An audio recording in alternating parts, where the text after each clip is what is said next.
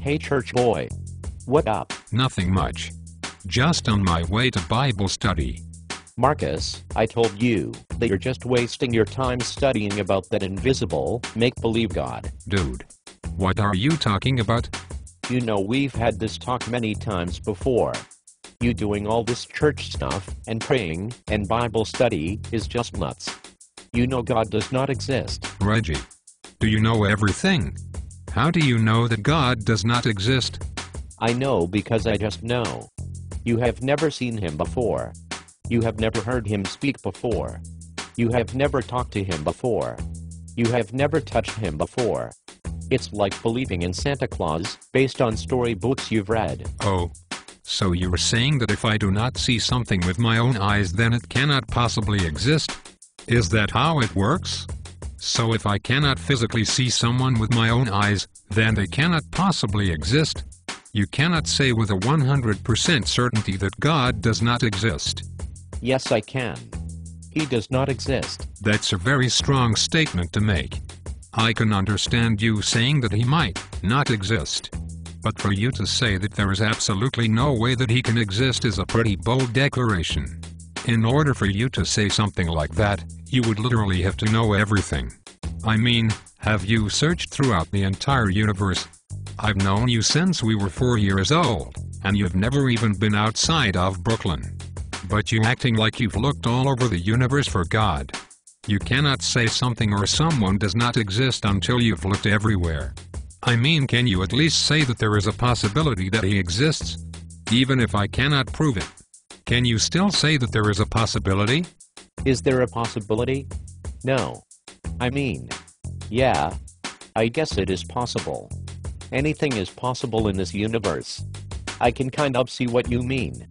Like when my little cousin was kidnapped and didn't come back until 1 year later, we couldn't say for sure whether she was dead or alive.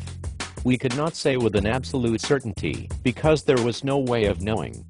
We looked for her body all over the neighborhood for months, but we could not look in every single home, city, and country. So we could never be 100% sure.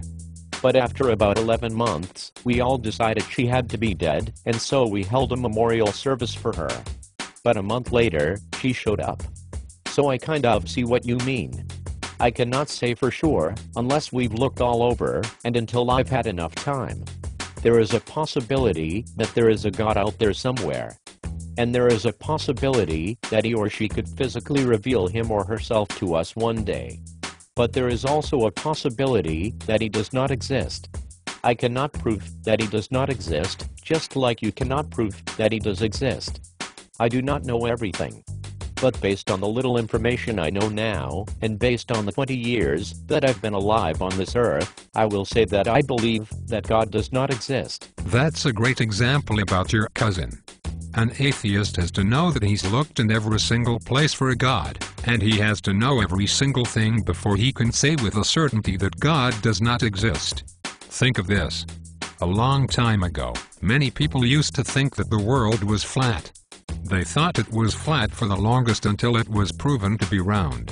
So had they sworn the earth was flat, they would all have sworn themselves to a false belief. So everyone who said the earth was flat was wrong. They were 100% wrong. So you see, Reggie, in some instances, time will reveal all truths. So don't deny today what could be proven tomorrow. I see your point. I could swear up and down that God is not real today, but he could show up on my doorstep tomorrow. And I'd have sworn a lie to be the truth. That's so true. And another thing I want to bring up is the fact that without certain tools, you will not know the whole truth about certain things. Like until they had strong enough microscopes, they did not believe that there was something smaller than an atom. They did not know that there were subatomic particles. They thought atoms were the smallest things. The word atom actually means uncuttable or indivisible. But when technology advanced, and they made stronger microscopes during the late 19th century, they saw that atoms could be broken down further into subatomic particles. And also, until people could sail around the world, or get a satellite camera to take pictures of the planet Earth, they could not know or believe that the Earth was spherical. Without certain tools, you will never know certain things. That reminds me of how my little sister tries to measure the temperature of the sun. Mom's has a thermometer that she keeps outside. So my little sister will take the thermometer off the wall, and she will hold it up to the sun as far as her little arm can stretch. And then she'll run up to me and say, Reggie, look, I measured how hot the sun is. It's 50 degrees. The sun is 50 degrees. Ha ha ha. She has no idea that the sun is so much hotter than she could ever imagine. The sun is not a mere 50 degrees Fahrenheit. It's actually about 11,000 degrees Fahrenheit. She's not close enough to the sun, and she doesn't have a powerful enough temperature measuring tool to measure the massive heat of the sun. And my mom's thermometer only goes up to 100 degrees anyways. So the thermometer is so limited that even if we did bring it closer to the sun, it still could not report to us the true temperature of the sun. Some tools are just too limited to give us accurate readings of what we're trying to measure. Exactly. That's how I feel when I talk to you about God, Reggie. You do not have the appropriate or strong enough tools to measure God. Your mind is too limited to measure God. Were we kidding? Even my mind is too limited to measure all of God. But does that mean that because our human minds are too small to measure God, that God cannot exist?